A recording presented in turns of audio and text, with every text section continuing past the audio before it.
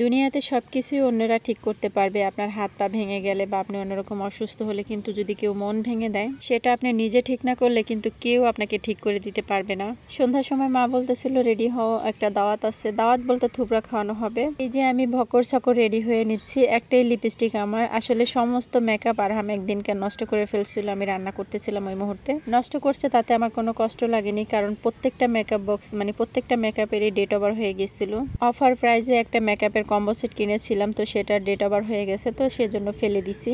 কিনতে হবে আমার মেকআপ বক্স, বিকেলে বের হব। তো এই যে দেখুন আমি রেডি হয়ে চলে আসছি এই বাড়িতে, মানে অনুষ্ঠান বাড়িতে। এসে দেখছি কিছুই করা হয়নি, তো সবকিছু টুকটাক হাতে হাতে কাজ করলাম, মানে ওই যে খাবারগুলো আর কি সাজিয়ে নিলাম সুন্দর করে। পেয়ারার মধ্যে চেরি ফল দিয়ে, আপেল দিয়ে একটা ফুলও বানালাম। আর এই যে সবকিছু সুন্দর করে সাজিয়ে নিলাম, পায়েসের মধ্যে নামের অক্ষর দিয়ে সবকিছু ঠিকঠাক করলাম। একটা ড্রাগন ফ্রুট থাকলে আরো ভালো হতো, সেটা দিয়ে একটা সুন্দর গোলাপের মতো ফুল বানানো যেত, পেয়ারা দিয়ে যেভাবে আপেল দিয়ে যেভাবে বানিয়েছি। আর এই যে মাশাআল্লাহ, যার গায়ে হলুদ, মানে এখানে তো থুবড়া খাওয়ানো বলে, তার ভাতিজি মাশাআল্লাহ অনেক বেশি কিউট। তো আমাদের ওইখানে গায়ে হলুদ হয়, এখানে থুবড়া খাওয়ানো বলে। আর এখানে কিন্তু থুবড়া খাওয়াবে যে প্রত্যেকজনে 100 টাকা থেকে শুরু করে 2000 টাকা পর্যন্ত দেয়, যে যেরকম মন চায় সে সেরকম দেয়। আমাকে মা যেটা দিয়েছিল আমি সেটা দিয়েছি, মাও দিয়েছে। আর যাদের গায়ে হলুদ তারা সবাই পর্দা করে, এর জন্য আর কাউকে ভিডিও করিনি। যাই হোক, এটা ছিল সকালবেলা নাস্তা করে চলে আসলাম রান্না করার জন্য। তো আজকে আপনাদের সাথে শেয়ার করব কলা কিভাবে আমি রান্না করি। অনেকে দেখছি কলা রান্না করার আগে হলুদ মরিচ মেখে কত কিছু করে, তারপরও কলা কালো হয়ে যায়। আর আমি দেখুন জাস্ট কলাটা কেটে নিলাম, তারপরে এই যে একটু পানি দিয়ে হলুদ মরিচ আর ধনিয়ার গুঁড়া, একটু কাঁচা মরিচ পেঁয়াজ দিয়ে এই যে সিদ্ধ দিয়ে দিলাম, লবণও দিয়েছি, একটু রসুন বাটাও দিয়েছি। তারপরে এই যে এটাকে সুন্দর করে সিদ্ধ করে নিলাম। মাত্র 2 থেকে 3 মিনিট লাগে এইভাবে সিদ্ধ হতে।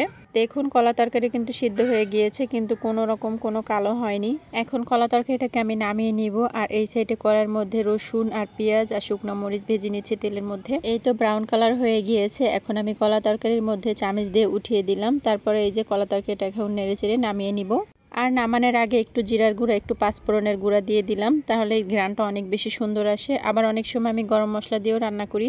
এই যে দেখুন কলা তরকারিটা কত বেশি সুন্দর হয়েছে। আর এই সাইডে আমি একটা তরকারি রান্না করতেছি, মিষ্টি কুমড়া দিয়ে পুঁইশাক দিয়ে একটা তরকারি রান্না করতেছি। এটাও খেতে কিন্তু অনেক বেশি মজা হয়। ব্লগের শুরুতেই বলেছিলাম যদি কেউ আপনার হাত পা ভেঙে যায় সেগুলো ঠিক করতে পারবে, যদি মন ভেঙে যায় এটা আপনি ঠিক না করলে কেউ ঠিক করতে পারবে না।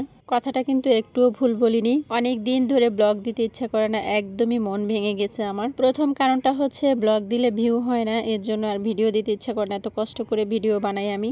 তারপরে যেদিনকার ভিডিওটা আপলোড দিব সেদিন তো এমন একটা ঘটনা ঘটে গেল বাংলাদেশের ইতিহাসে, মাইলস্টোন স্কুল অ্যান্ড কলেজের উপর দিয়ে যে একটা ঘটনা ঘটে গেল, এটার জন্য কি আর ব্লগ আপলোড দিব? এটা দেখার পর থেকে তো আমি ঘুমাতেই পারি না রাতে ঠিকঠাক মতো। শুধু নিষ্পাপ বাচ্চাগুলোর কথা মনে পড়ে, ঘুমাতেই পারছি না। ব্লগ আর কিভাবে আপলোড দিব? তাদের ফ্যামিলিগুলো যে কিভাবে আছে সেগুলো ভাবলে অনেক বেশি কষ্ট হয়।